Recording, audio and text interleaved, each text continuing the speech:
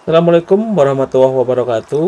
Berjumpa lagi berjumpa bersama saya Arif Ang.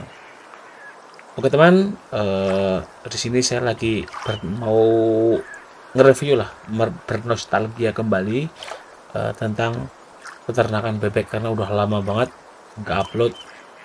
Banyak sih yang komen harus upload lagi gitu untuk masalah bebek, biar videonya semakin menarik katanya dan eh, mempunyai kompilasi video-video yang lain sebagainya gitu kan.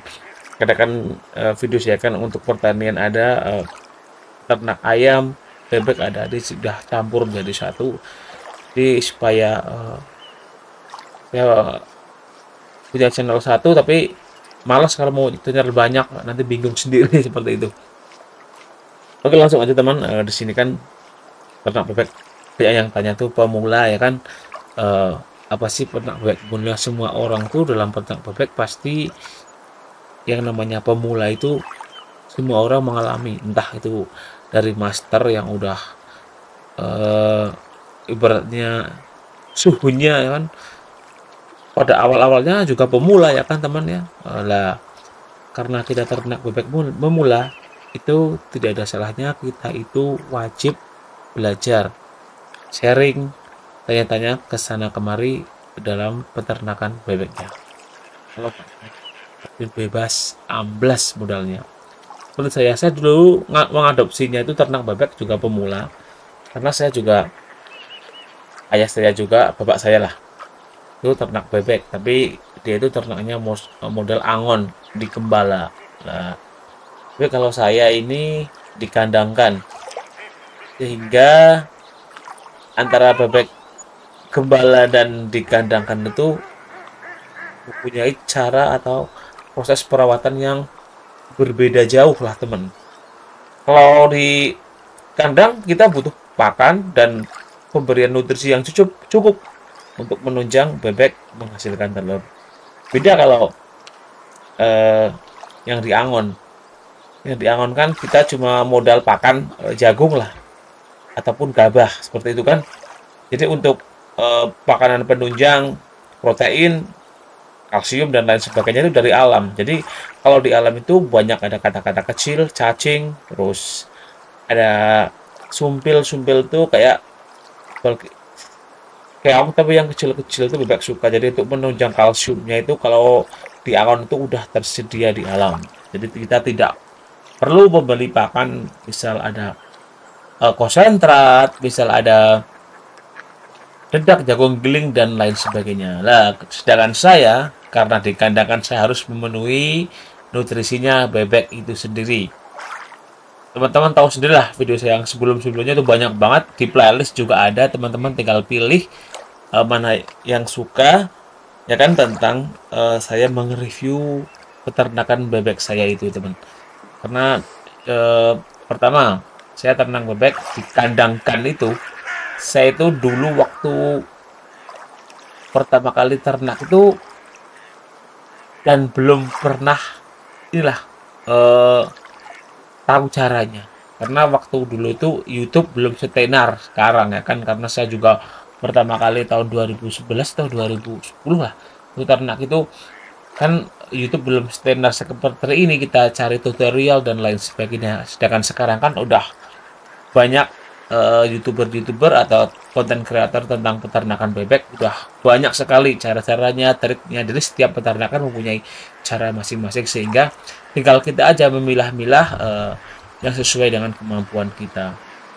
Nah untuk awal-awal pertama itu kan saya ternak bebek ya tidak sesuai standar lah ibaratnya, karena namanya pemula kan sukanya yang murah tapi harus menghasilkan telur. Tapi kalau untuk bebek kandang itu tidak jadi, temen. Jadi kalau bebek kandang itu ibaratnya ya memang harus pemberian pakannya harus sesuai standar. Ada yang bilang rugi dan lain sebagainya itu. Aduh, ada yang bilang dikurangi pakannya atau kita pakannya dibanyakin, ledaknya dikurangin konsentratnya atau lain dibalikannya seperti itu, bebek itu malahan berantakan, dia tidak bertelurnya itu malahan naik turun naik turun. Kalau standar misal kita kasih 5 kilo, misal eh, dedaknya 4 kilo, konsentratnya 1 kilo, jagung gilingnya 1 kilo, itu standarnya segitu. Terus untuk misal untuk bebek 30 atau 40 itu akan bagus telurnya. Tapi kadang kita sebagai pemula, bebeknya udah lagi bagus-bagusnya bertelur, kita kasih konsentratnya dikurangin jadi eh, 3 per ibaratnya ya, setengah kilo atau seperempat kilo dan lain sebagainya, itu malahan akan fatal sekali. Dan kita banyakin dedaknya karena dedaknya ya memang dia sebagai karbohidrat dan ada serat banyak banyak juga kan. Bebek juga butuh protein tinggi, kalsium juga pada saat pembentukan telur, dan kalsium, mineral dan lain sebagainya itu ada suplemennya juga. Nah, karena itu kita memang jadi ini teman, jadi boleh dikatakan eh, kayak kayak frustasi lah. Jadi senang terus menurun kan, kayak namanya pemula kan, jadi down. Nah, selanjutnya pemberian pakan fermentasi. Pakan fermentasi saya juga tulus teman-teman, menurut teman-teman ini.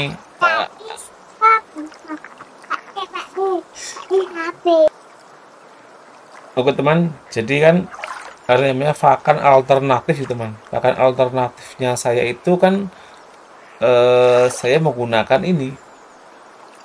Ada seminar temen itu katanya menggunakan kedobong pisang atau lain sebagainya. Aduh, saya juga tergiur bakal alternatif karena pemula maunya ya murah, semurah-murahnya dan mau bertelur. Karena bebek saya belum pernah makan alternatif, jadi bebek saya gonclang. Gonclang itu amblas, dia tidak bertelur sama sekali teman. Kita tambah stres lagi. Waduh, kita udah ganti terus. Jangan lupa, jangan ibaratnya tuh kita tentang pakan tuh jangan pernah gonta-ganti pakan. Kalau kita pemula kan belum tahu apa-apa ya kan. Waduh, pokoknya malah nggak bertelur, jadi kurus seperti itu. Terus setelah itu saya punya ide lagi. Aduh, ini gimana? Berpikir ya kan, namanya ternak bebek terus kita rugi dan lain sebagainya, kita tetap belajar, kita ibaratnya tuh kita menjadi mempunyai pengalaman. Jadi pepatah mengatakan pengalaman adalah guru yang terbaik, itu benar banget teman. Karena kita dari pengalaman itu kita jadi belajar, otak kita jadi berpikir. Kalau kita mungkin dulu waktu saya kan memang belum mau bertanya-tanya siapa ya kan, karena di kampung saya adanya yang ternaknya di angon semuanya, terus yang di kandang kan juga ada, tapi kan jauh banget lah orangnya lah, 1 jam perjalanan katanya. Kalau di sekitar saya lagi jarang banget di kandang kan. Nah, seperti itu. Saya mau mulai otaknya berpikir lagi. Saya menggunakan ini teman, kepala ikan asin. Nah, saya menggunakan pakan kepala ikan asin atau ikan-ikan itulah. Sisa-sisa di pasar, penjual ikan asin itu kadang ada remah-remah yang ikan asinnya yang tidak kepakai gitu kan. Nah, saya beli pada saat itu sekilonya itu 2.000 per kilo. Itu lebih hemat saya lagi karena kalau konsentrat kan sekilonya 9.000 kan. Kalau itu 2.000 udah dapat 1 kilo. Nah, saya waktu itu ini karena nggak tahu juga, saya belum punya pikiran yang gimana-gimana, saya langsung eh, tumbuk, saya langsung kasih ke bebeknya. Bebeknya padahal bebeknya itu ada 40 yang bayah-bayah, saya kasih. Bebeknya lahap sekali makan. Terus tapi saya pernah ngicipin dedak ya, itu udah sabur. Wasinnya minta ampun. Bebeknya makan teman lah.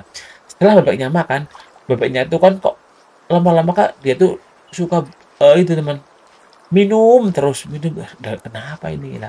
Pada saat itu kan saya jadi berpikir, lama-lama kak bebeknya langsung nggak bertelur, bulunya rontok.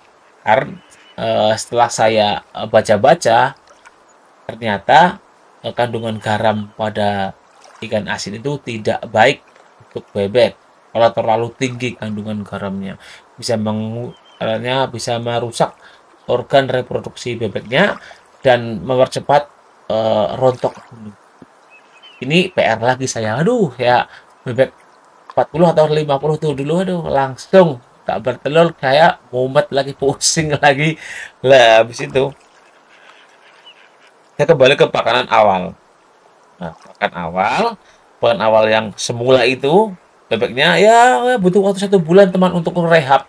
Kita harus mengembalikan bebek supaya dia tumbuh bulu kembali, terus bebeknya gemuk lagi lah. Pada saat itu saya ini dengan pakan yang standar lagi, ada konsentrat, jagung giling dan dedak. Ya kalau tidak ada jagung giling, saya biasanya tambah dengan aking. Tahu nggak nasi aking? Jadi nasi sisa yang dijemur itu jadi kering itulah itu nasi aking. Tapi prosesnya kita harus rendam dulu nasi akingnya supaya lebih lunak seperti itu. Bebeknya lancar lah. Setelah bebeknya lancar, saya mau mencoba dengan ikan asin lagi teman. Tapi ikan asin yang saya coba itu saya rendam dengan air panas lah, air panas semalaman supaya kandungan garamnya itu cepat larut. Karena kandungan garamnya itu cepat larut, kita rendam dulu. Jadi garamnya itu jadi larut di dalam air. Jadi setelah kita rendaman semalam, yang pertama rendam itu pakai air panas dulu supaya cepat larut. Terus kita rendam, tak ditambah air dingin lah ya. Setelah itu saya ini teman, saya ini saya cuci dengan air bersih. Setelah saya cuci dengan air bersih, terus ini ternyata kandungan garamnya jadi benar-benar hilang teman. Lah pada saat itu setelah saya cuci kan kandungan garamnya hilang lah, saya kasih makan ke ininya, ke bebeknya campur dengan dedak, dan dia suka sekali dan dia tidak minum.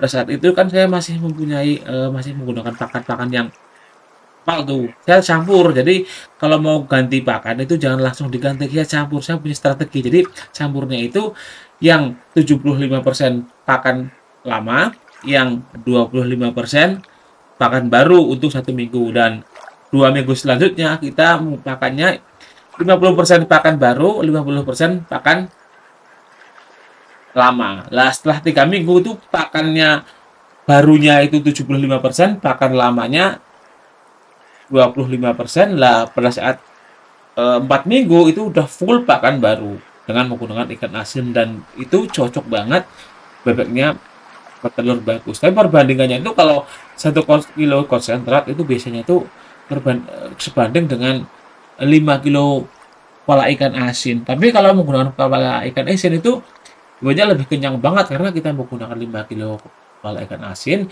dedaknya ada berapa, 3 kilo atau masa 6 kilo dedaknya. Saya kan beternak ada 75 ekor kemarin dulu lah ya. Terus saya nggak menggunakan jagung giling, nggak menggunakan aking juga tuh teman, itu mulus itu kepala ikan asin dan dedak. Tapi saya sering campur konsentrat dikit, setengah kilo mungkin atau berapa itu bagus teman bertelurnya, dan pada saat itu saya menggunakan itu.